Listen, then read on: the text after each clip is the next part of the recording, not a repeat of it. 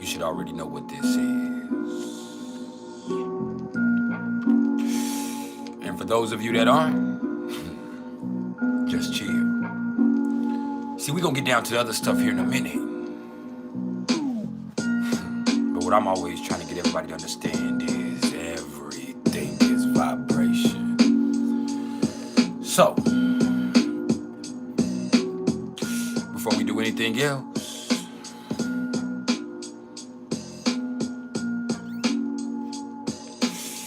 just let that vibe seep in.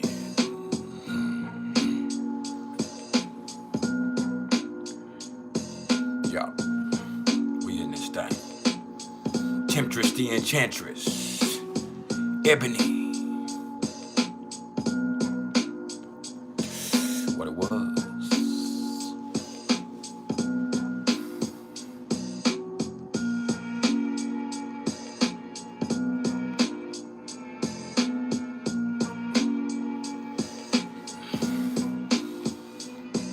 Just vibe.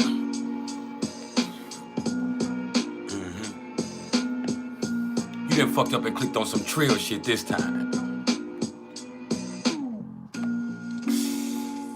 You ain't gotta say nothing. You better not do nothing. No. Just vibe.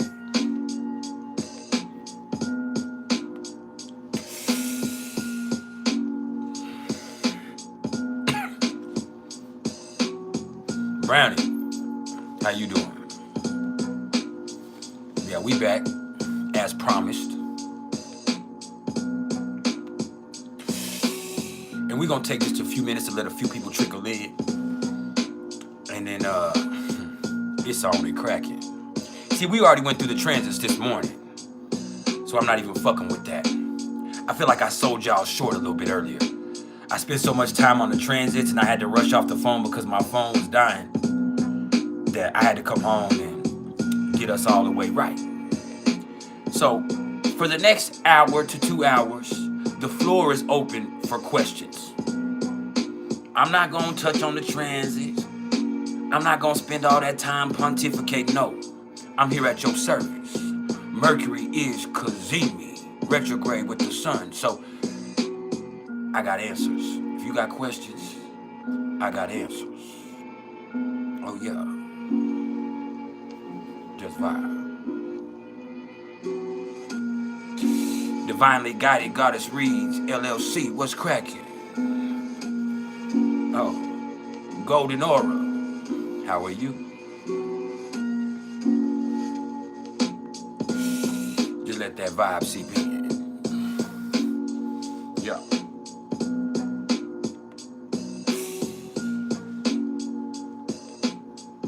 So, if you have any questions about your chart, or somebody else's chart, or about Synastry, or about Numerology, now's the time to get it out your system. I'm here for you. You feel me?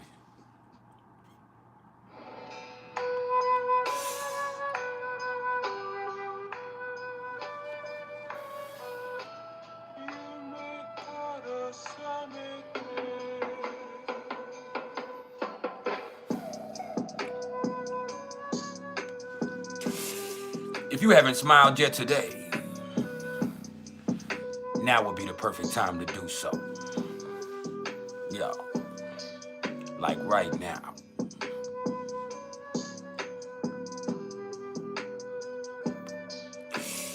And if you can't find a smile for yourself, just allow me to be the smile on your face.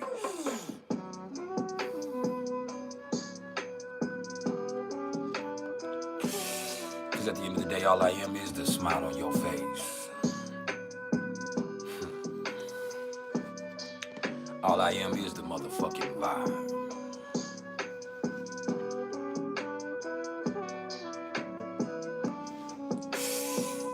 Yeah.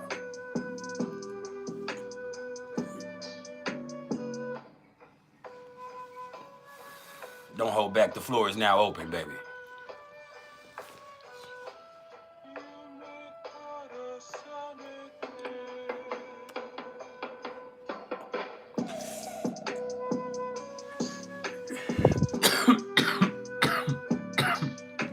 Heather Nielsen, you asked, what's up with this gatekeeping bullshit on social media about life path 9s and how it's like a Hitler or a Stalin kind of life? Have I ever heard that? No. They're probably saying that because Hitler and Stalin might have life path 9s. But a 9 is really meant for you to learn how to love everybody unconditionally. It is kind of like a life of service. And you're going to be given a lot. And you're going to have a lot of talents. And you're going to have a lot of inherent gifts given to you. But it's meant for you to give it back. That's what the 9 is about. It's heavy, heavy Sagittarian and Virgo energy. It's all about the big picture. But really, it's also inherently linked to learning how to love all of mankind without condition. And so you're going to be given a lot because you're expected to give a lot. And you are supposed to lead lots of people. And you are supposed to inspire lots of people. So it would be easy for that to get misconstrued and fall into that negative spiral. Because people with that do have an incredible amount of influence in this life.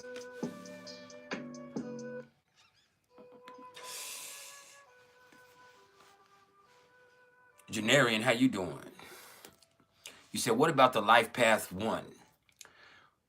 Well, the first thing you're going to hear when people talk about a 1 is somebody's going to say that you're being groomed for leadership in a way. But even more than leadership, you're learning how to be you, to be comfortable in your own skin, to operate in your highest form.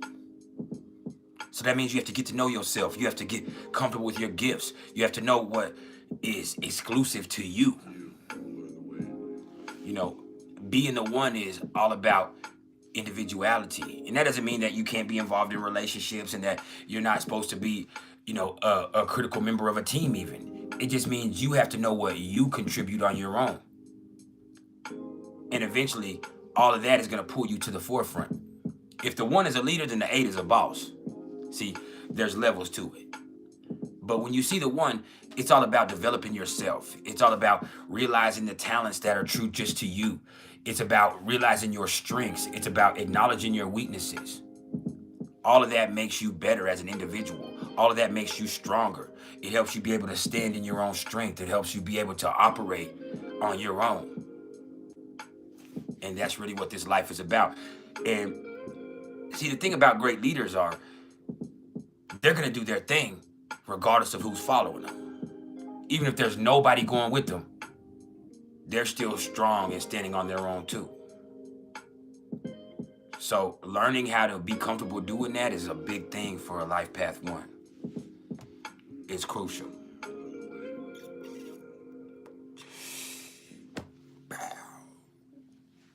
Make sure y'all hit that like button as you come in this front door. Or should I say my bedroom door. Good evening. And in doing so, understand this is not about ego. As you can see, that's self-maintaining. Nah, baby. This is about algorithm. It just helps us expand the platform. That way, if you're not trying to hear what I'm trying to say, at least we can get out to the next motherfucker who is.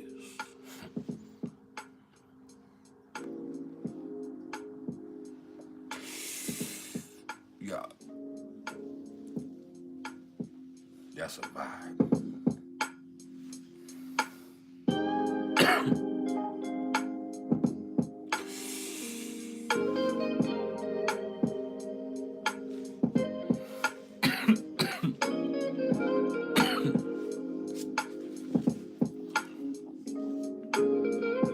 A 1 is really all about developing yourself into a strong leader. But in order to do so, you have to be able to really acknowledge yourself and really be self-actualized. That's the word I would look for with the life path 1 is being able to be self-actualized. There's a lot of power in that. I would say the 1 is really more Leo energy even than Aries energy. There is some Aries in there. There's some definite fire that would come with that. But with the 1, you know, being confident, being you is everything.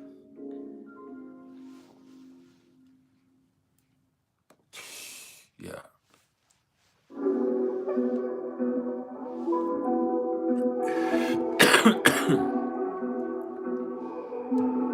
Let me get this right here so I can see the questions. Y'all don't hold back now. We in it now. And let me give a shout out to the whole motherfucking tribal council.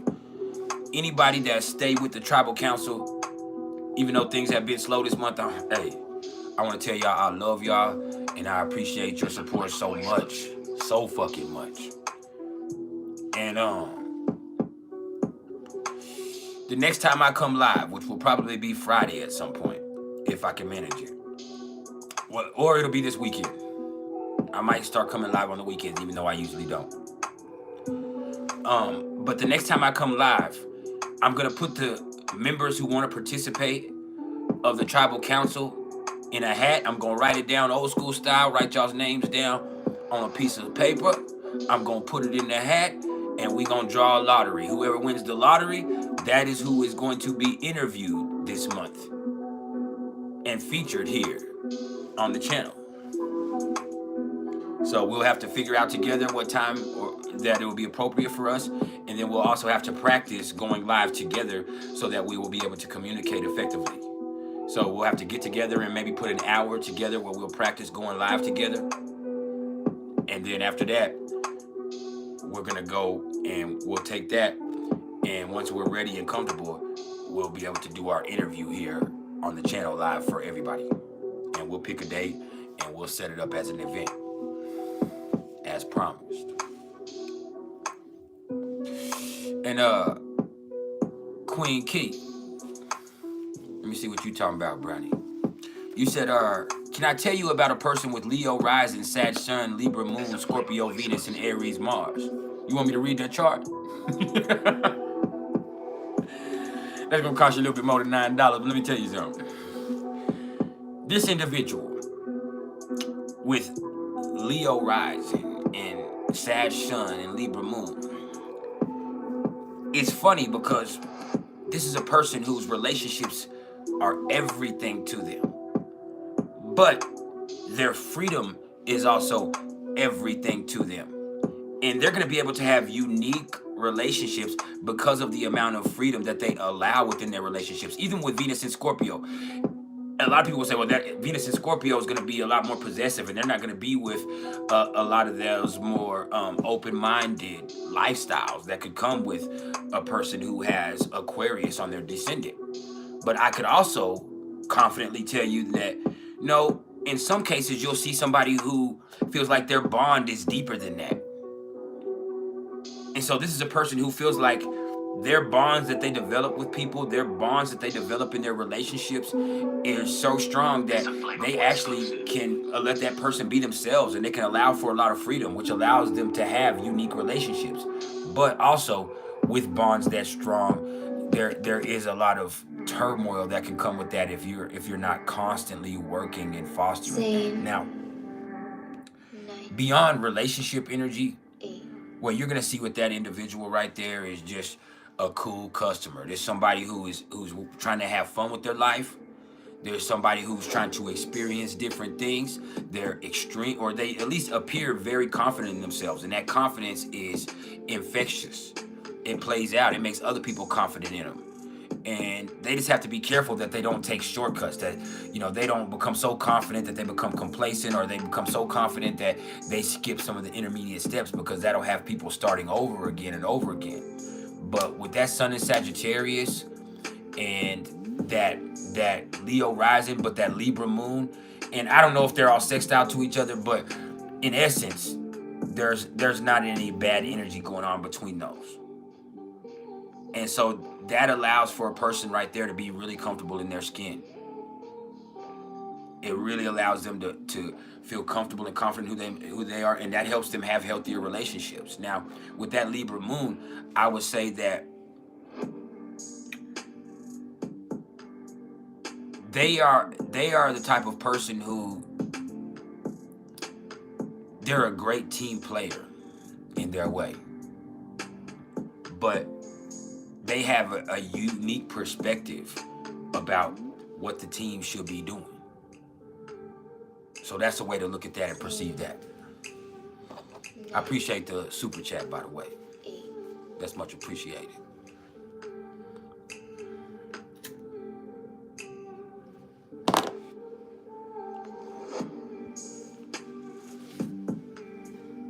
You let that vibe hit you. Yeah.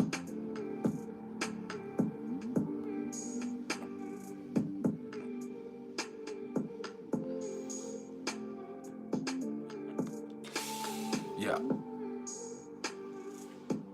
Heather Nielsen, you said you're going to email me for a numerology reading. I need it.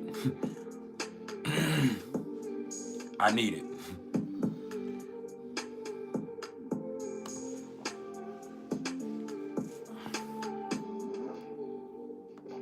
Jazzy, happy hump day to you as well. Yeah. We in this bitch for the second time.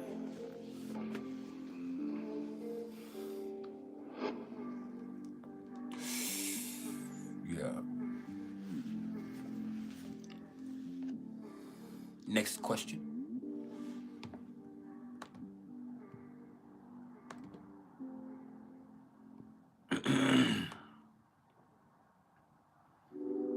I really think y'all be sleeping on the numerology readings because they're quick. It might be 20 to 30 minutes at the most, the numerology reading I'm going to do, unless we're talking about it, unless it's an interactive reading.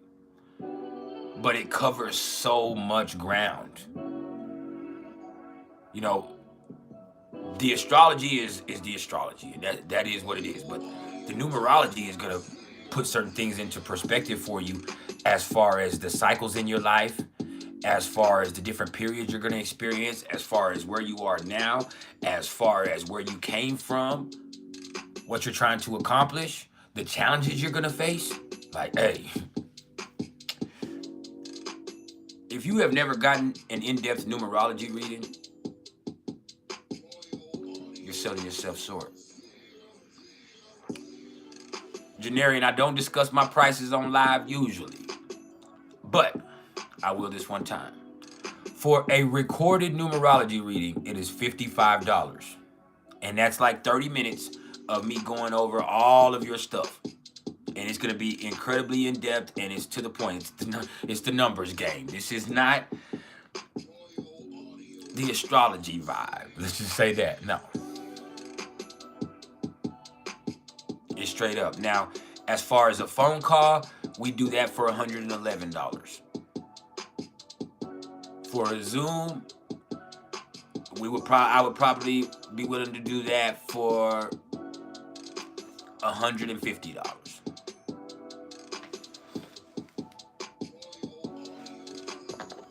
So yeah, and that would be interactive where we can talk about every phase and we can really go over the things together. And you'd be able to ask questions, of course. So yeah.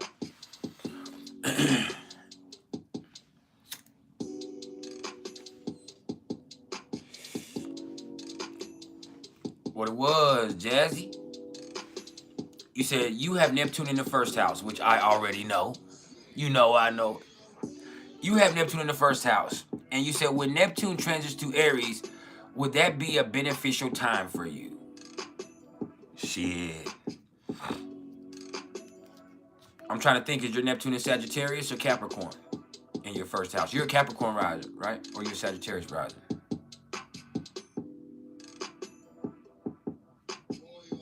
Is your booty big?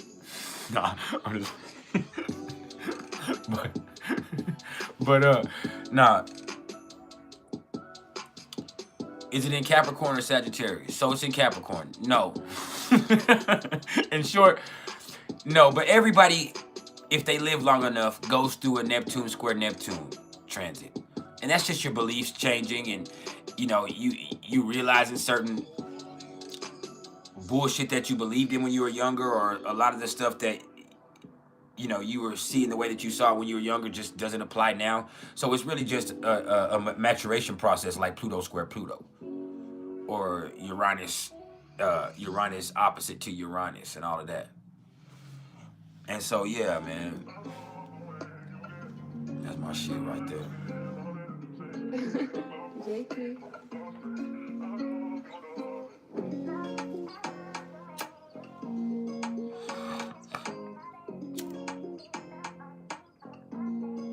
yeah, Jazz.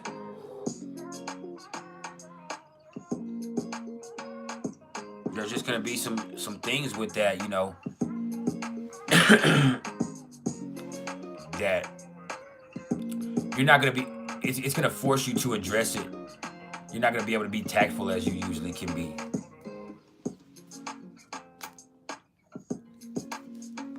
I'm gonna deal with the same thing. Unfortunately, I'm gonna have to deal with the same thing.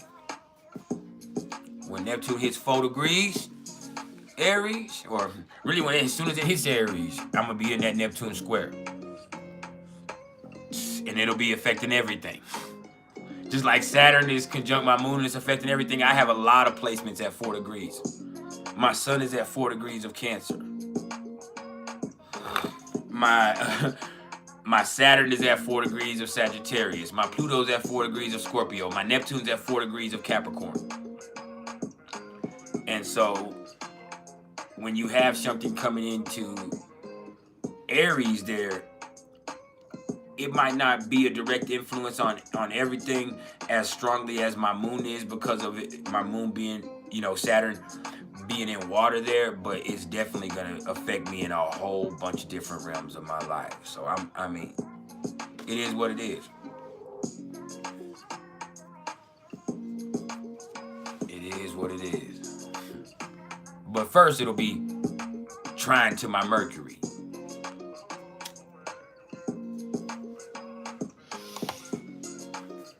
But Queen Key, you said Life Path 1 with Life Path 3 compatibility. Oh, that's a great compatibility. You know, see, a Life Path 3 is going to be somebody who is extremely talented in their way. They're a fun, you know, they're a fun person. They're sociable. They're outgoing. Just and really talented or intelligent in some way. So they are somebody who could use a little direction. And the 1 is somebody who could really help provide them with that. A 1 or a 4, both. But I really feel like one of the funner relationships is going to be a 1 and a 3 or a 3 and a 5. Those are going to be those numbers right there that really mesh well. So, yeah. Yep. That's a good one.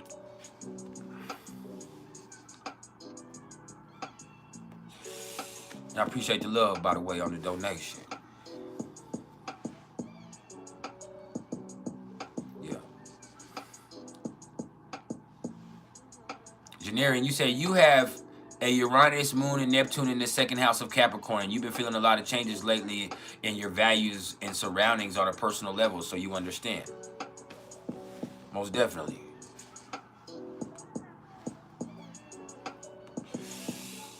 It's a trip.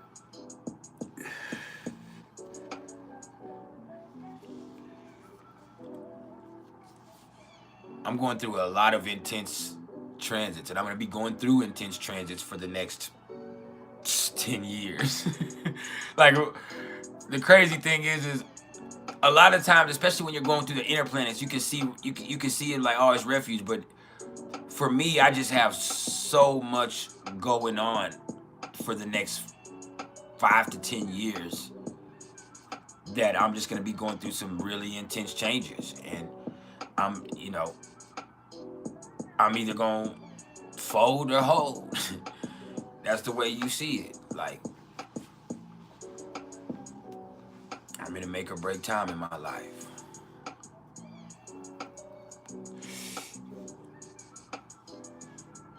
But I feel like if I can make it through this Saturn Moon conjunction and Pluto square to my nodes like I have,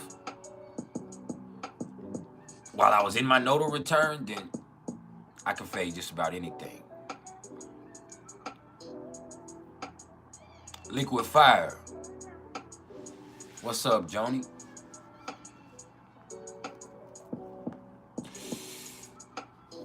You just in time for the vibe.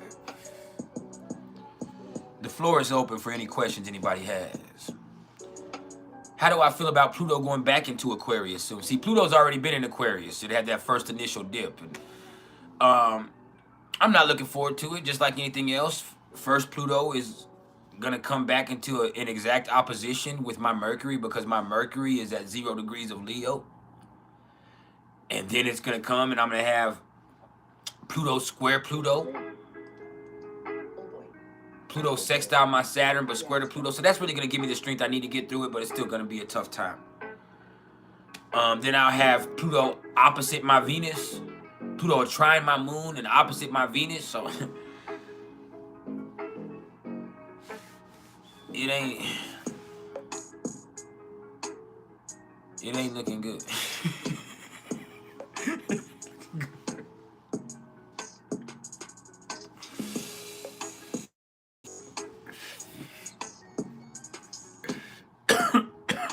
I appreciate the love on CashApp, Jazzy. With Brooklyn in the motherfucking house. I've been in the New York state of mind anyway. I've been watching the motherfucking Wu-Tang series. That's my favorite shit. And I'm the type of person with my Pisces moon that I get so anytime I start to see, and I don't watch a lot of TV. So when I get into something, I really get into it. But I get so into it that once I get to the final season of whatever it is, because I binge watch it so much, that I get sad.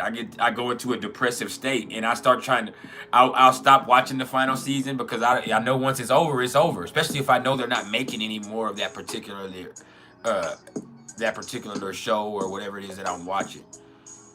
And so I will get extremely fucking fucked up about it. And there's times where I'll sit there and I will scroll the TV for 2 or 3 hours and not find nothing to watch because I loved what I was watching so much that now nothing compares to that.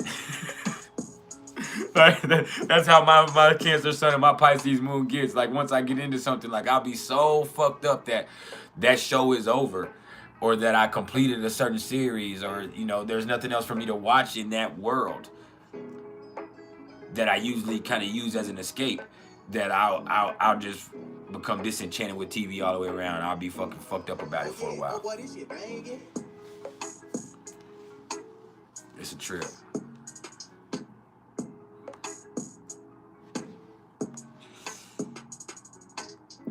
But I'm ultimately not looking forward to Pluto going into Aquarius. Nope. But just because I'm not looking forward to it, don't mean I'm not going to enjoy it. I've learned that. See, that's the great part. Just because you're not looking forward to something, just because it's something that you're not necessarily big on, does not mean that you can't enjoy the experience. Because if you don't enjoy the experience, you're just going to make yourself miserable. That's why I can laugh at a lot of shit. Most of the time, I end up laughing about a lot of shit. Most of the stuff that I sit up and obsess about, I end up laughing about. And it just makes me look all the more freaking retarded at the end. Because it's just like, come on, bro. Like, you know how much time and energy you spent being fucked up? But it is what it is. We finna kiss the moon right here, y'all. We got the moon in Gemini, conjunct my Chiron right now as we speak. So I'm talking to y'all and bringing healing to my motherfucking self. Just let that hit you.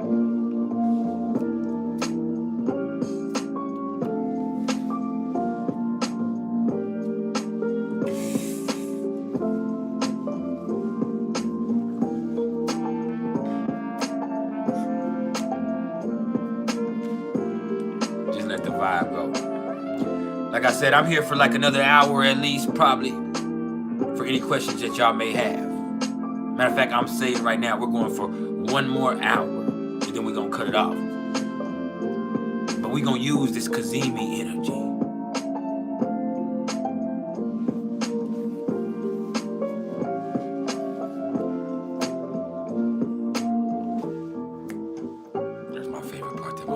When I put that cello in there, I did a bad thing. Let me take it back just about 10 more seconds.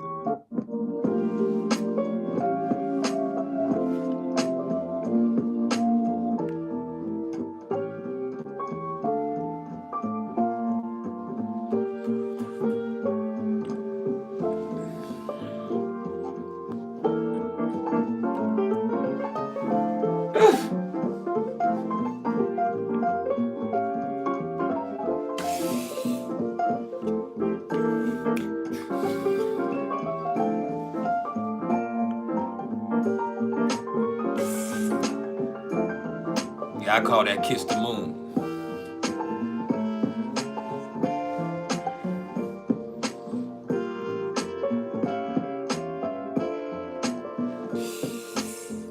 Yeah. Slowly, but surely.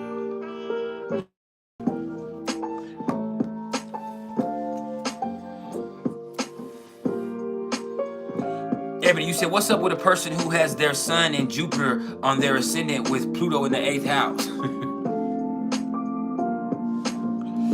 It's an intense individual, as you should know. That's a person who has a big personality, and they see themselves in grandiose terms. They see themselves as a big stepper. They see themselves as a force to be reckoned with. And they certainly can be. They certainly can be.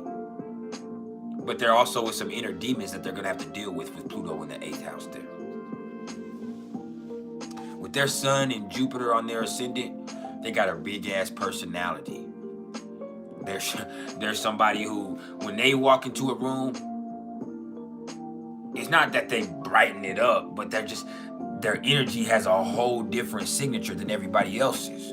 Their charisma is like, man. But there's also some inner demons that they deal with deep down with that. And maybe that's why their strength shines. You have to be careful with them though, because they could be just playing a role. They could just be being a character, and who they are really inside is fucked up because they're not facing it. So they're going to go through a lot of changes internally. But there's a certain strength, a certain poise, a certain character that this person carries with them that makes people really want to be around them, and it makes people either be intimidated by them, or people half-ass want to offer fealty to them. Like, man, you know what, man? I want to jump on your bandwagon.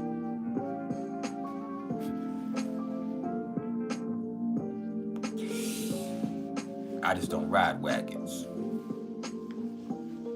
I drive them.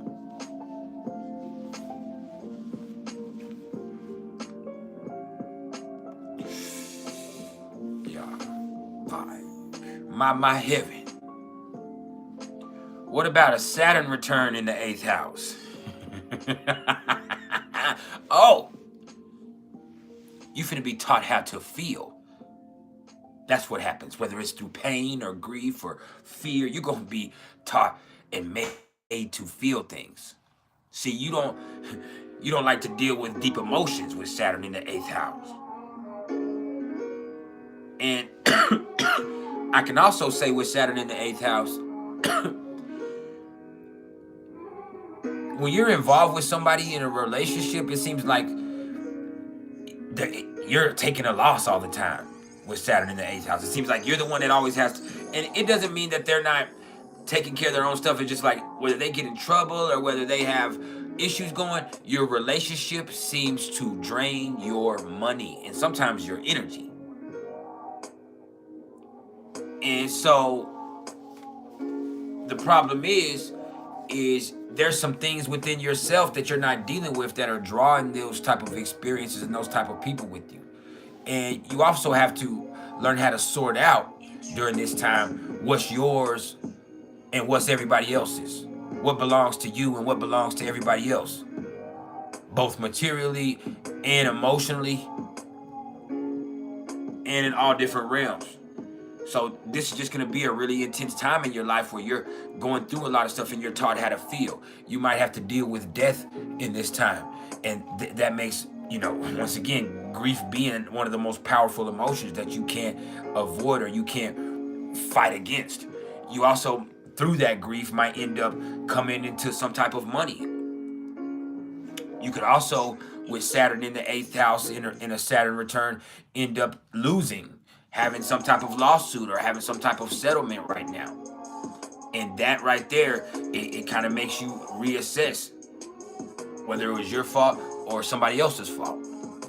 With Saturn returning your 8th house in Pisces, this is really going to be an emotional experience. So really what I would say more than anything else is grief and fear and pain.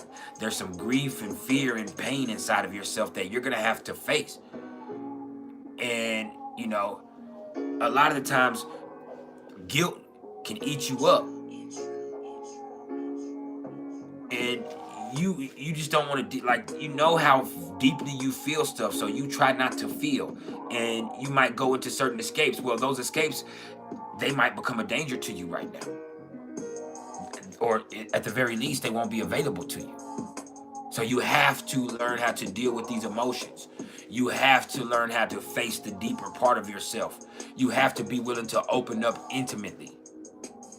And in doing so, you're going to realize some of the shit that happened is your fault, and some of the shit that happened is other people's fault. See, there it goes again. What's yours and what's other people's responsibility? Now, on the other side of this, though, is empowerment. No matter how hard it gets, no matter how fucked up it gets, no matter if you face depression, loss, grief, pain, fear, when you come out of this, you come out different. This is through the 8th house. So you come out the other side of this a whole different person. Better. Maybe scarred, but better. That's what happens.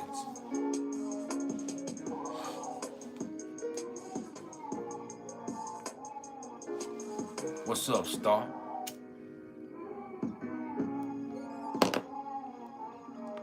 Speaking of which, shout out to everybody in Star on Facebook. Yeah, you know who we are. Yeah. That's the Society of Tarot and Astrology Readers. If you're on Facebook, I implore you to go join Star. Yeah. And join my group, Priceless Knowledge of Self, of course.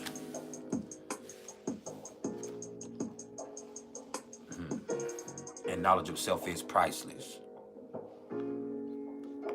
It's funny, I be watching the Wu-Tang series, y'all, right? And I got you, Heather. But I be watching the Wu-Tang series, and I already knew this because I studied with the 5% Nation when I was locked up. But the first thing RZA talked about before he was ever successful with music, or any of the people that were a part of Wu-Tang, what they had to achieve first was knowledge of self. When you have knowledge of self, then that makes you in your most powerful form. The only way to gain knowledge of self is to gain an understanding. Studying the sciences and the supreme mathematics. Funny as it is, the astrology, the numerology, everything has an energetic signature.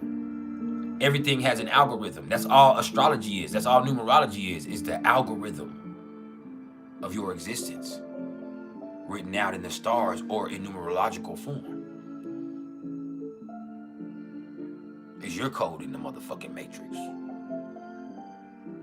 You know how they could watch that motherfucker say, oh, there's Neo right there, and whoa, he's doing amazing things.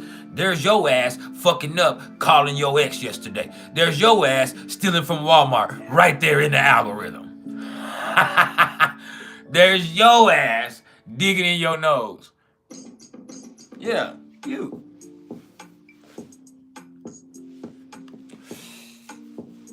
I can see it. I can read your code.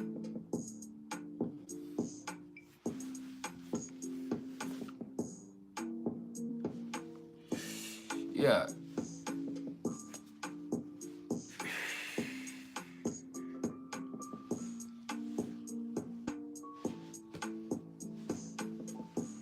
There you are doing lines with your cousin at the family reunion, and I don't usually do this, but yeah, we know.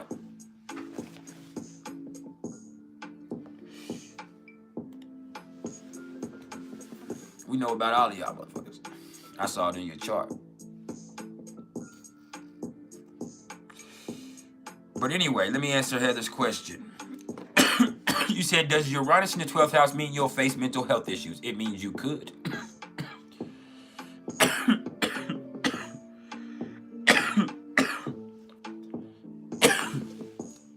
It definitely makes it possible.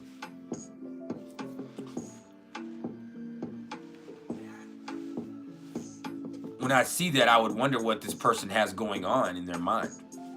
Most definitely. When I look at Uranus in the 12th house. And you know, you have to think about this. There's a thin line between a prophet and a heretic and a lunatic. Thin line all the way through there. And a lot of times those lines are non-existent. That's why, even though I do have strong spiritual practices, I have problems with some of the biblical stuff sometimes, because I think about this. And this applies to all religious practices. This applies to all religious practices, whether it be Islam, whether it be Buddhism, whether it be Taoism, whether it be Hinduism, whether it be Christianity, Judaism, no matter what it is. I want you to understand this. When we're talking about back in ancient times, before there was the diagnostic efforts that we're able to put in these days, supposedly, a lot of the stuff people were saying, you have to wonder who picked between who was a prophet and who was a lunatic. So a lot of the things that we wrote down, a lot of the things that we take as prophecies or we take as visions could also be the mental musings of a madman. But you also could look at this. A lot of the people that you hear and see, and this is true, we all know this, when you see them in the streets, and the people that appear to have mental issues are really just tuned into another plane. There's also that. But there's no way to make a real discernment between the two once that line has been blurred. So you have to really feel your own experience, because some people never experience anything mystic or transcendent. I was thinking about that earlier today. I was sitting by the water earlier today and doing some thinking. I wouldn't call it meditating, but I was doing some thinking. And it brought me back to my first psychedelic experience, my first intense psychedelic experience. It wasn't my first experience with mushrooms, but it was the first time I took a heroic dose. And I've told the story here on my channel because it was life-changing. But even as life-changing as it was, I still can't even start to grasp what happened now because I can't really remember it right. I remember the intensity of it, and I remember the basics of what happened, but I can't explain the experience because the experience was something so beyond anything that I've ever experienced before. But it's also something that when I start to have doubts, when I start to have just morbid thoughts, or when I start to get in a mindset where I lose my faith, I have to remember that night, because there's no way that I didn't have an experience. Because basically what happened was I took about 10 grams of mushrooms, which is definitely a heroic dose. Anything over 5 grams is considered a heroic dose, for those of y'all that don't know. And I don't want to go, like I said, I want y'all to go watch the story. But basically, I went through a dark place, but after I came out of the dark place, I became, I almost said engulfed, but I can't even say engulfed. I became a part of, I became one with, I can't even say I became a part of, or I just became God's love. Like I merged with whatever it was, and my body was pumping, and I was a part of light. That, like, I was full of light, and I was light, and it was me, and I was love, and I was just going. It was just going. God is love. God is love. God is love. God, and like that's all that. Like I was just love, and God is love. That's what I was. So I was a part of God, and God was me, and it was still something that I was from and with and belonged to. And so this happened for hours and hours on end, and that's all that happened. Is as soon as I would fall into this trance, and as soon as I went to this trance, I would start buzzing and vibrating. It would start, my whole body would be sensation, and it would just go, God is love, and it would just be, oh, it would be pulsating, and then I was just a part of the light, and I was a part of the love, and I was the love, and the love was me, and that's what it was, and that's just all, like, it was the most crazy thing. Like, I've done DMT too, and that shit was crazy in its own way. I've had some crazy trips when I fucking was addicted to fucking spice and K2. Like, I fucking had some trips where I fucking tuned into another place back then. Like, what it was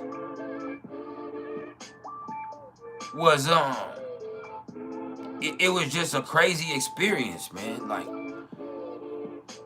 and being a part of that and experiencing that, like, there's no other way that could have happened, and there's no explanation for that happening. I understand it, me being on the shrooms, but I've also had another experience when I wasn't on shrooms where the exact same thing happened, basically. Where I felt something in my presence that was not me, and the only thing I felt that calmed me down was this wave of energy, or this wave of something going, God is love, God is love, God is love, and it overcame me, and it calmed me down to where I wasn't gonna panic when whatever this was communicated with me at this time. And this was just a night where I was just sitting there smoking weed. It just happened. And so I can say that not everybody's had a mystic experience. And so with Uranus in the 12th house, some people are going to be so brilliant. Some people are going to be so beyond their time. Some people are going to get some things that come to their brain so strongly that it can seem like they might be insane or have mental health issues, but really they're just they're tuned in and they're brilliant. It's not the same as Neptune in the 12th house, which gives gifts in its own way. But with Uranus in the 12th house, like, this person is receiving this lightning strikes of information and insight. And that right there can make a person even believe that they themselves are crazy. And so, like I said, there's a thin line when you say, could that be mental health issues? I said all of that to say there's a thin line, because when I tell the story of that happening to me, the first thing people say, oh, you were just high.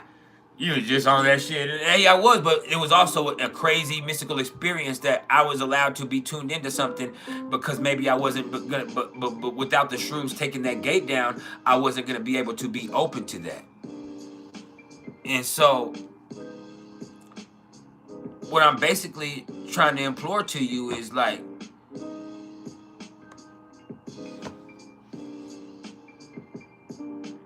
I don't want to say it has to be mental health issues, because people with Uranus in the 12th house just might be really brilliant. They might be really genius. They might be really, really intuitive in a way that makes them seem erratic or crazy. But there's a thin line between genius and insane. Tina Clara Marie, how you doing?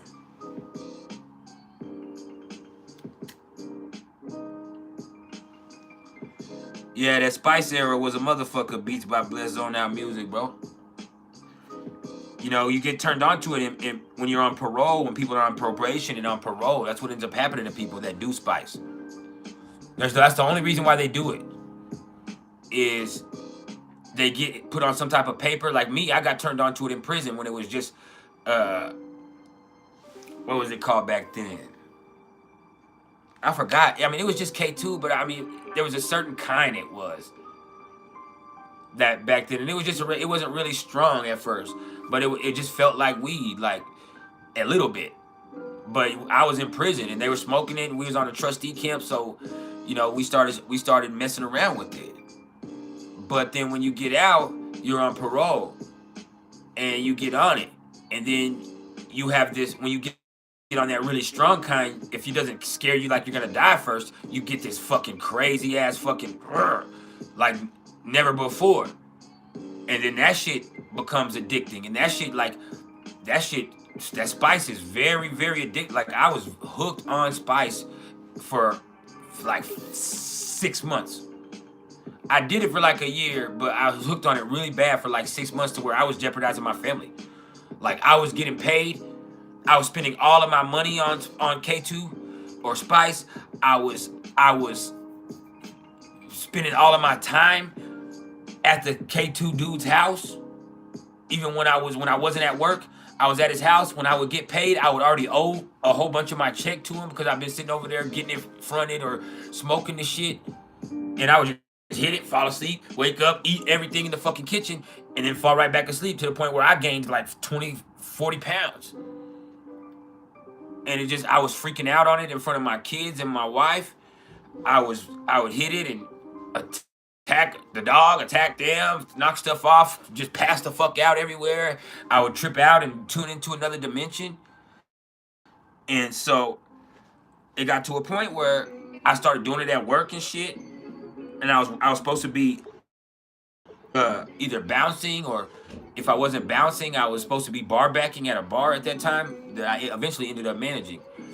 But it just was affecting me in every facet of my life, where people were noticing. I was, like I said, I was doing it at work, just tripping off on the K2 and at work and shit. And finally, my wife, being the Capricorn that she is, she came up and she was like, "Hey, bro, like, we're not doing this shit. Like, you are fucking, like, you are disrespecting yourself. You're disrespecting your family."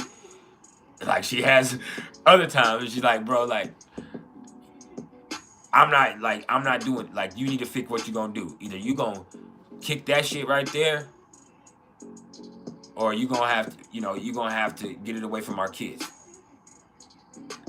And, you know, me being the dad that I am, I'm gonna do what I have to do. So I immediately stopped. I went through horrible withdrawals, like, that are like heroin. Night sweats, shaking, sitting in the shower, just crying in the bottom of the shower, fucking sick for a day, 2 days, 3 days in a row. Like, that shit was horrible. Not being able to eat, because before, that's all I did was smoke that shit and eat, and smoke that shit and eat. And so it really fucking was a fucked up experience. But I got off of it. Now I fucking hate that shit. Like, that was so, that was so fucking trash and so fucking weird, and just fucking like, that whole, like you said, that whole spice era was a trip. But what ends up happening is, like I said, people were on probation or parole, which that's what I was on, was parole. I just got out of prison. And so I didn't want to keep getting in trouble, because I got in trouble so many times for failing for weed, because being a Pisces moon, the first thing I want to do is get high. I thought about getting high the whole time I was locked up. And so getting out, that just wasn't available to me. And so taking that alternative route ended up being really, really detrimental.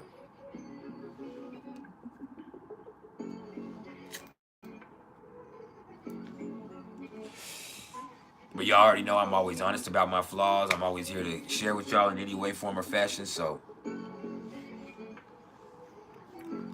it's another thing that I've conquered.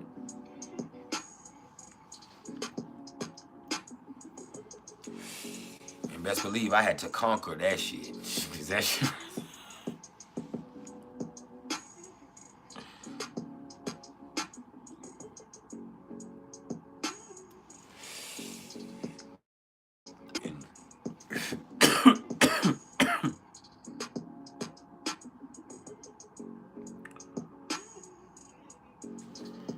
It ain't no fun. Anyway, we still here for some questions. If y'all have any questions about your chart, we still cooling.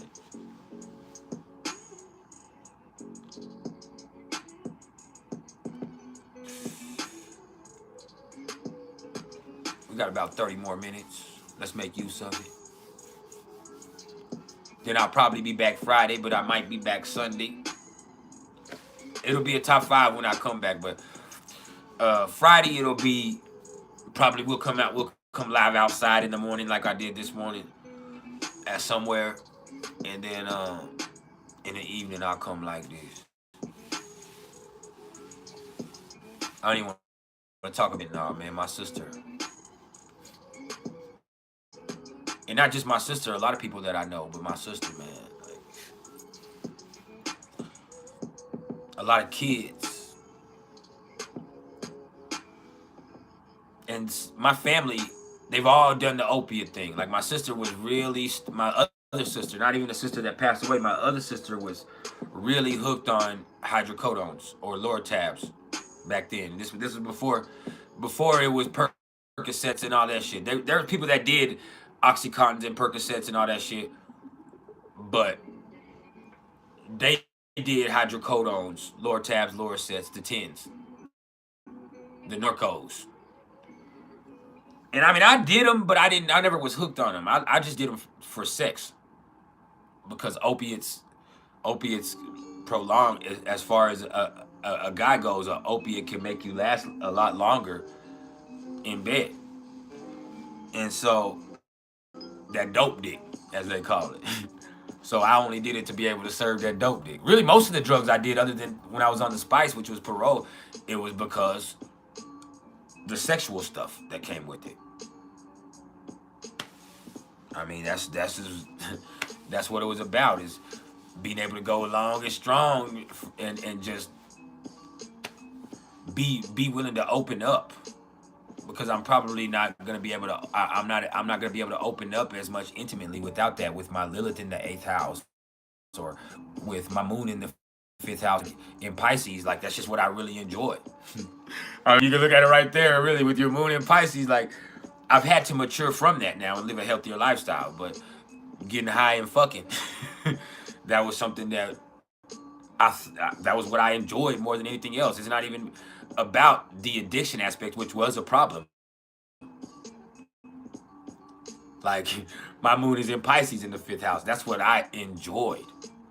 Like, that's what I fucking enjoyed. I'm creative and I like having fun and listening to music and shit like that, but shit, getting high and going hard, that's what I was known for. But they never knew I was high. I always hid all my addictions.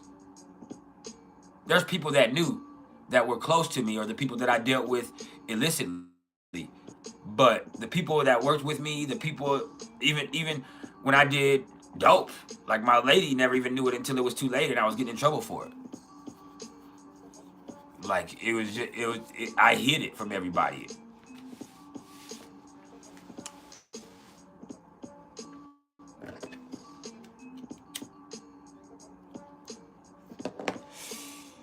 But I couldn't hide me being a hoe. Everybody knew I was a hoe.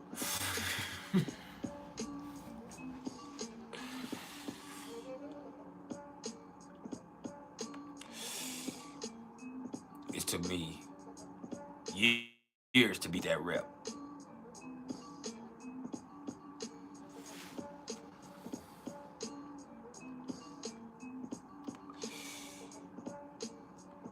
But I built it up honestly.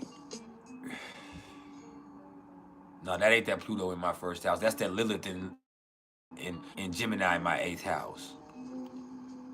Now, this is my Pluto in the 8th house. This is Pluto. Yeah. That was Lilith.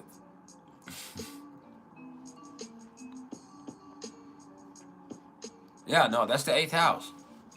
The secret, that's Lilith in the 8th house. That's the secrets. I mean, Pluto in the 8th house also, Pluto in my 1st house also makes me very secretive and private. Like, there's so much, I share so much, but I also want to tell y'all, and since I'm such an honest person, that I share so much that it's also subterfuge. Like, I share so much that I'm also able to hide a lot. I can share so much with you and honestly share with you that it makes it appear that I'm open. But there's so much more complexity and layers to me that I also am able to hide behind the truth, or hide behind what I'm sharing.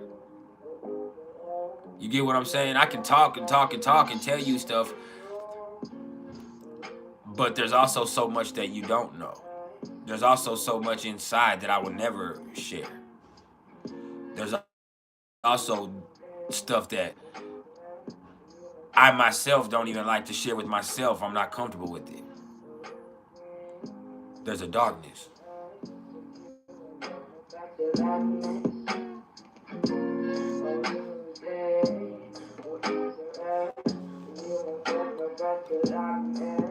Yeah.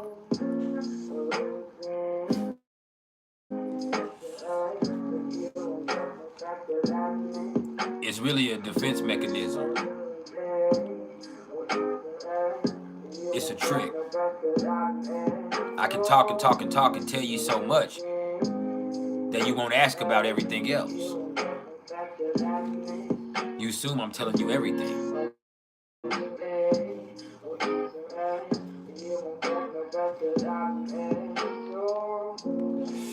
The key stuff is what I haven't said.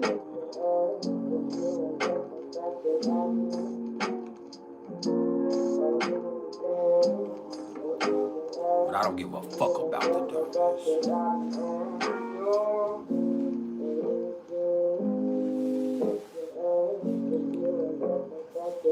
Yeah. Tina Claire Marie, you said you have your moon and palace in the first house. So, you know, you first of all are somebody who you wear your heart on your sleeve, but you having your heart on your sleeve and you having your moon and palace in the house, it makes people more comfortable with you, and it makes you be able to teach people and help people more because people are more comfortable in your presence because it seems like you yourself are somebody who's authentic and comfortable in your own emotions. So yeah.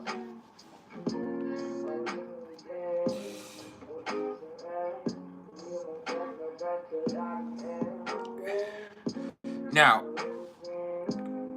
Astro Girl Quay, you said, is that similar to Pluto in the third house? Well, no.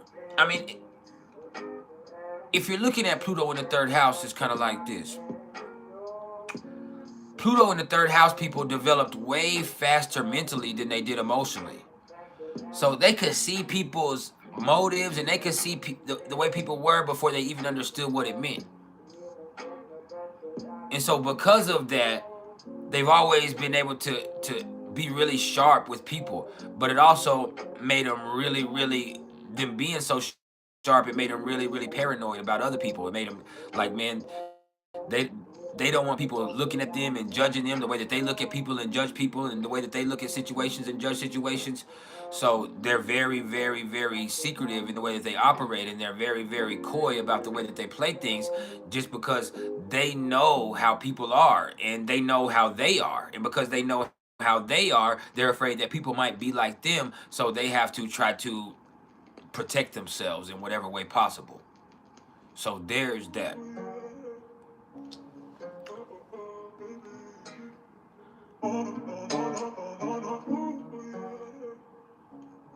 Hey, that's my pleasure. That's my pleasure. Miss Blessed, how you doing? Now,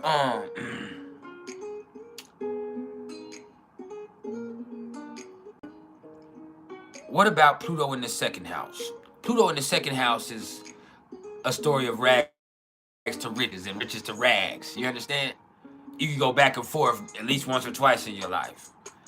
And the thing is, Pluto in the second house people are, you know, they're always worried about money. And because they're always worried about money in their way, like their values are going to change a lot in their life. What they're willing to do for money is going to change over time.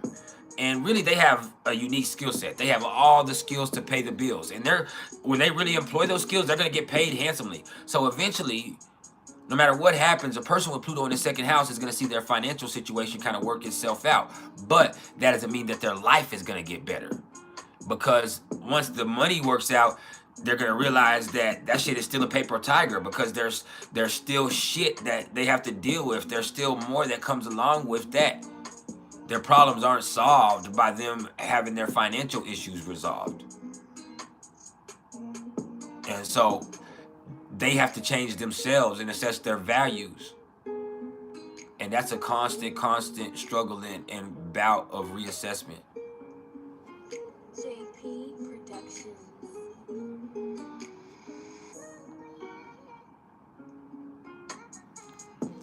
So yeah,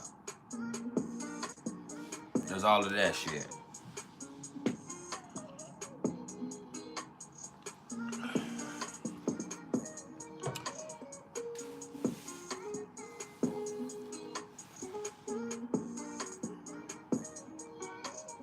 All of that.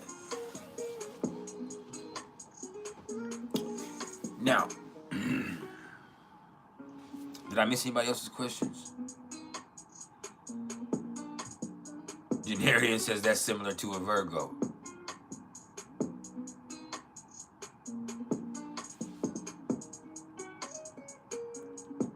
You talking about to Audemars? You talking about to this beat right here? Naturally too. What's up with it? JP Productions.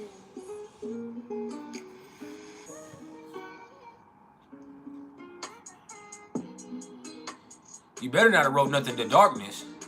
All right, yeah, this one we can. Darkness is mine. It's copywritten. Nobody better not be writing to Darkness. You're willing to, I mean, you're welcome to write. It's actually here on my page, and you can go right to it. I'm lying. You can go right to it, but do not record nothing to my song. Do not let me hear nobody record nothing to Darkness. This one I didn't make. But Darkness is here on my channel. It's copywritten. You can go listen to it. I think you just have to go find it. But and y'all are welcome to do whatever with it, but don't record on to my shit.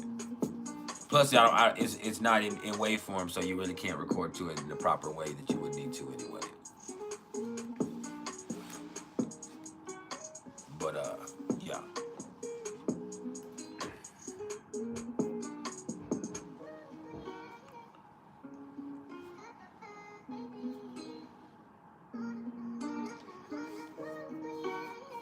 Pluto square to the ascendant.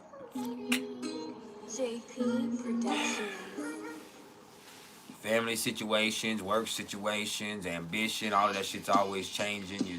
And that shit right there kind of, you know, it makes a conflict of character sometimes as who you are. Now,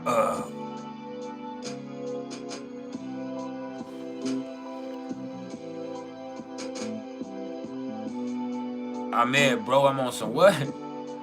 Now, Tina Claire Marie, you said part of fortune in Pisces. Well, there's a lot of things that could come with your part of fortune being in Pisces. Having your part of fortune in Pisces is going to mean that you could be an amazing actress. It could mean that you could be an awesome musician, artist in some way, dancer. Having your part of fortune in Pisces means that you can work in some type of large institution. You know, all of those things will be really, really, really profitable for you in this life. And that's what the part of fortune is going to be about, or the lot of fortune, depending on however you want to call it, because they are Arabic lots. But yeah, that part of fortune in Pisces, there's a lot of different ways you can play out. But your imagination, using your imagination, using your divine inspiration is going to be everything, and you see in your dreams play out in the larger panorama of the material world.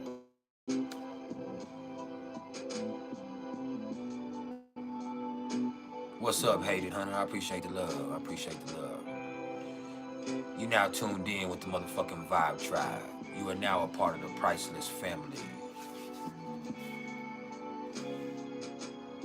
Remy Reigns, what's up with it? How you doing? Fine. We're here for 30 more minutes. Cooling in the cut like a Band-Aid.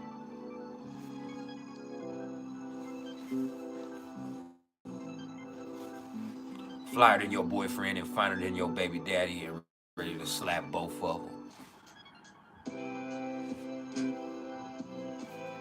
saying?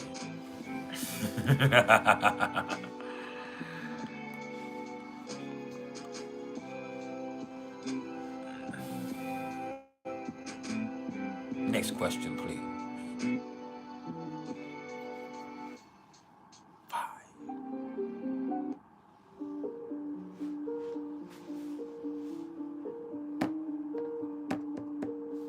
Moon Square Mars. Beats by Bless Zone Out Music. You said Moon Square Mars. Oh, you have volatile emotions, my brother. You have volatile emotions. You be feeling some type of way. Somebody makes you feel some type of way, all of a sudden you act out of character. But it's reactive.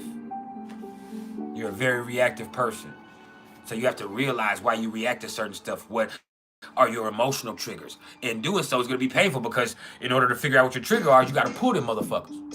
You got to experience what causes you to act out for you to really deal with it.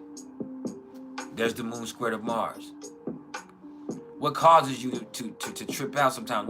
What triggers you to act out of character? Because with that Libra Mars, you can usually hold a lot of stuff in, you good, but with a Cancer or a Capricorn moon, you also be feeling some type of way. Yeah, I know you. Yeah, I know you. Shit.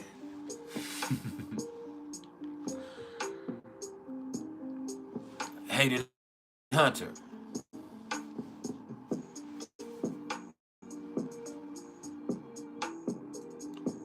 I'm ageless, timeless, priceless.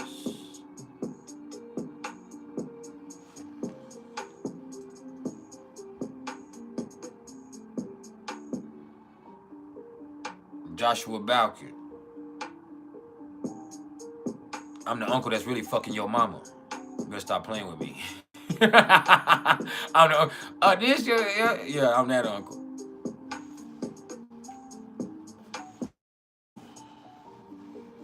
Better stop playing with me, boy. Now, Miss Blessed, you said Mercury sextile to Pluto transit. You're starting to see things, see things deeper. You're starting to realize that there is an answer to every question that exists if you're willing to search for it. And so all you got to do is be willing to search for it. And so you're going to be able to understand things deeper. You're going to be able to learn a lot more. And it's really because you're willing to go there. A1 Smoke, what's cracking, cuz?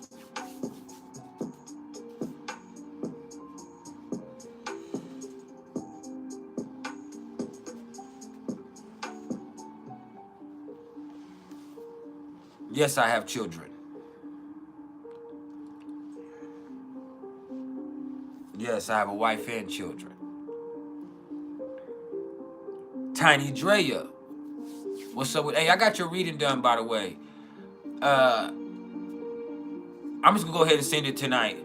I haven't had a chance to review it, so if something's messed up, is Mercury retrograde, just get back at me and we'll redo it. If it doesn't sound right, something, like, let me know. The reverb is out, whatever. But get at me, and I will redo it if I have to and send it to you. But I'll send it to you here tonight, most definitely. Your reading is done. Now, let me answer everybody else's question. Hold up. I miss people's questions fucking around with y'all. Stop playing with me. So,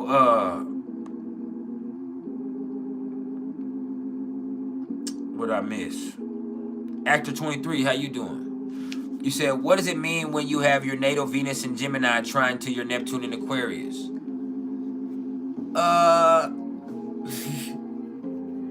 You're open-minded and you believe the best about everybody, and you kind of made freedom a religion. So the thing is, relationships are going to be a trip for you, and your experience with people in relationships is going to be, always a learning experience. It's always gonna be a learning experience because you're so different and you're more open-minded than other people. But with Venus trine to Neptune, you also have an idealized view of the way things work with relationships. And so with you having such an idealized view of the way things work with relationships, a lot of the times, you know, things are gonna seem so promising, but your fickle nature ends up fucking up the situation. And I'm not gonna blame anybody else. I'm gonna keep it true with you. Your fickle nature ends up fucking up the situation because, like, it's all good till it ain't good, till you get bored. And you get bored very easy. And you're always open-minded to new experiences. And so with you feeling like that, you could think everybody else is like that, but everybody else isn't like that. And relationships don't work like that all of the time unless you're being exceedingly honest. And so with you being exceedingly honest, you have to really take a step back and assess what that's going to do for you in that situation. So, man, your fickle nature and your over-idealism and your inflated expectations is really going to sometimes make you become disillusioned with situations or disenchanted. It's like, you know what, this ain't what I want, and so it ends up being something else. Or you become bored, and then you're so open-minded that this experience happened, and now you're fooling yourself or you're lying about something. And so it's like there's also a thing with Venus and Gemini trine Neptune and Aquarius where you might not be always as open as far as what you're into as you could. So there's a lot with that. And I'm not going to get into your personal business, but yeah. A1 Smoke. Hey.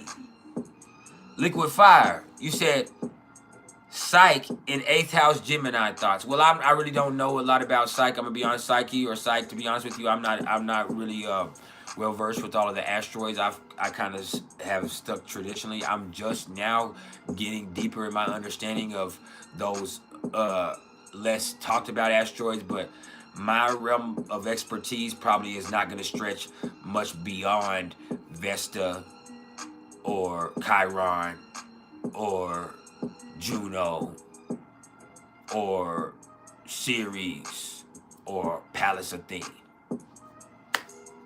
All right. So I just want to be honest with you and stay in my lane. I wouldn't be able to give you a lot of answers about that confidently. That's the vibe right there.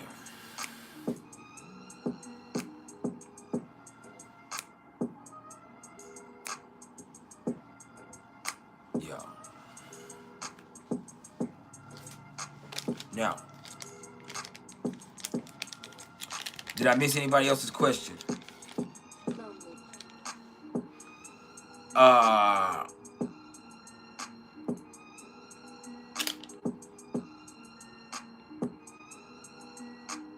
Neptune conjunct the North Node. You just can't allow yourself to get confused about the path in front of you, because there's always going to be confusion. There's always going to be something to throw you off task. There's always going to be something that's in the way. And so you have to find your purpose and stick to that despite the distractions. And the thing is, the purpose does reside inside of you, and Neptune can be a part of that. But you can't allow the distractions and the confusion to keep you off your spiritual purpose. There's with Neptune conjunct to your North Node, there's an added spiritual purpose that comes along with that. But because of that, it's real easy for you to get, disillusioned, and it's real easy for you to get confused. And that's a part of the journey, is learning how to stick to what your inner poise is pointing you towards. You have a main line to the divine inside of you. As I always tell you, when we're dealing with Neptune or wherever you're dealing with Pisces in your chart, you have to be able to access that. And the only person that can is you. And you have to stop allowing external things to distract you from tuning in with that. I mean that.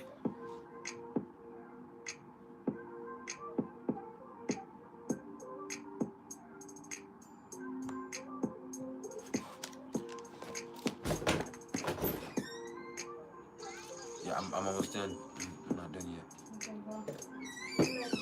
All right, thank you, Mom. Hey, we got 10 more minutes. I gotta eat.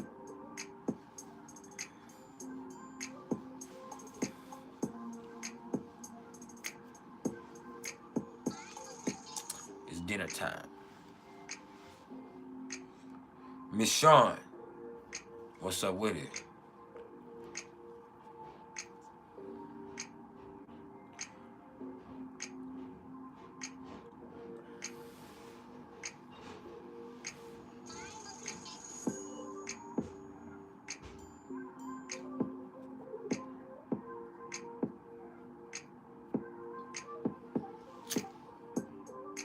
Vibing. I appreciate the love and support. And hey, I'm telling you, I need some business. I'm gonna keep telling you. I'm a person who's gonna communicate my needs. Hey, thank you, Heather. I need it. I need the business. Shit, my family needs it. It ain't just me. My family needs it. I've had people renege on business deals here lately. Man,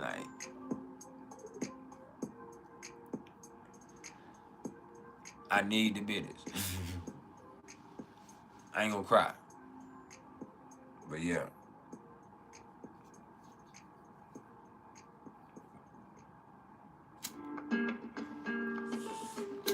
I definitely could use a boost. And I have all types of reading that I'm doing. Besides the numerology readings, which I told y'all about earlier, there's of course regular natal chart readings, whether that be in the recorded form or hey, Tigger's World, welcome, my boy, to the Tribal Council. I love you too, my G. That's love. But anyway, whether it be the natal chart readings, and that means the recorded version, or the phone call reading, or the Zoom reading, or the Pluto through Aquarius transit journey reading, where we're talking about Pluto's journey through Aquarius and all of the aspects it's going to make to your personal planets over the next 20 years. Whether it's solar return readings, which I'm starting to do now. Whether it's the numerology readings, whether it's just a consultation. If you want me to teach you, I'm here to teach you. I'll give you personal lessons. Just got to get at me in my email, which is mr.turner1300@gmail.com.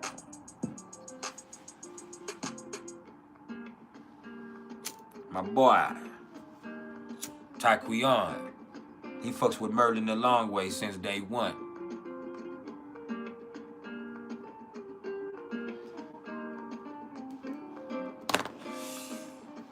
Yeah, I'm magical, so I can show you how to be powerful. See, my gift is to tell you about you. That's crazy. That's what it means to have a life path 11 and to have a karmic debt 19. Like, I have an amazing gift, but my gift is just to be able to tell you about you.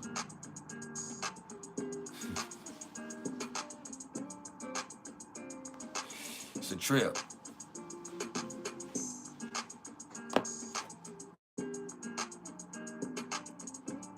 Now, after 23, you said Natal, Mercury, and Cancer, trying Jupiter and Pisces.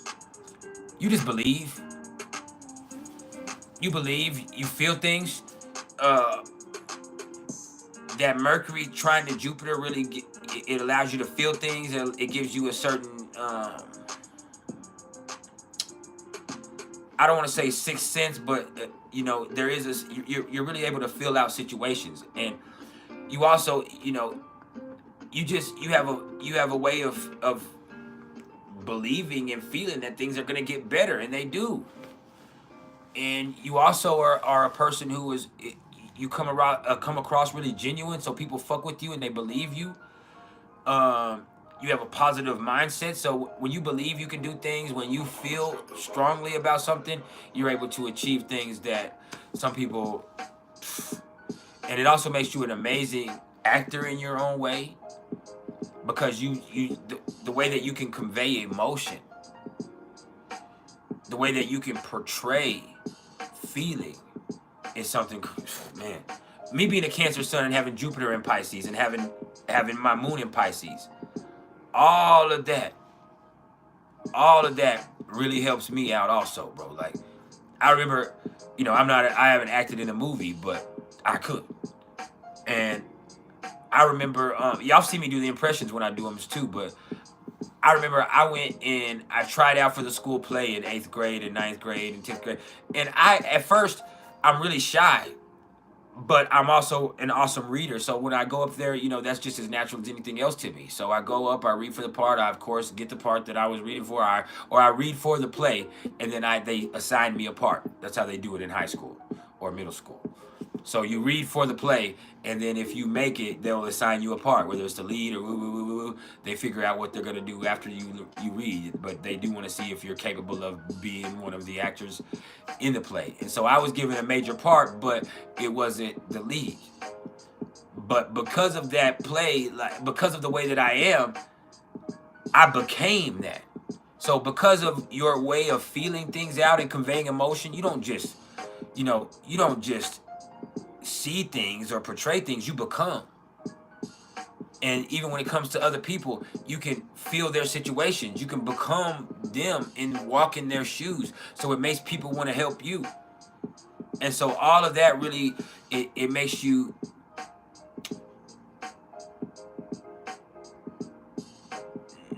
it's not just smart, but it makes you have understanding that goes beyond the transparent of mere information. You feel me?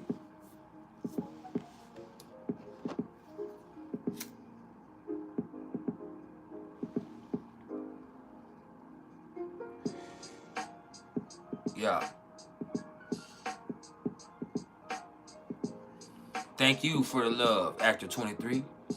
Thank you for your belief in me. I'll be back in a couple days.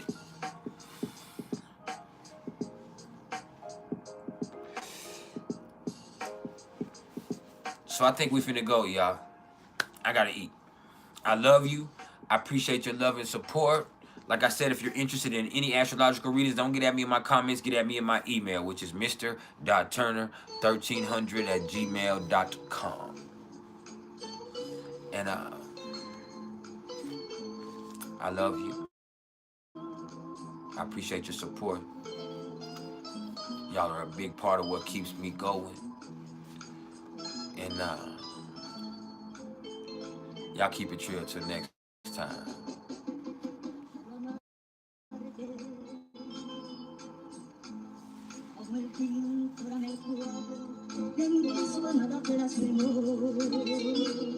Quiero amarte, el embrujo de tus ojos, grabarlo en mi corazón.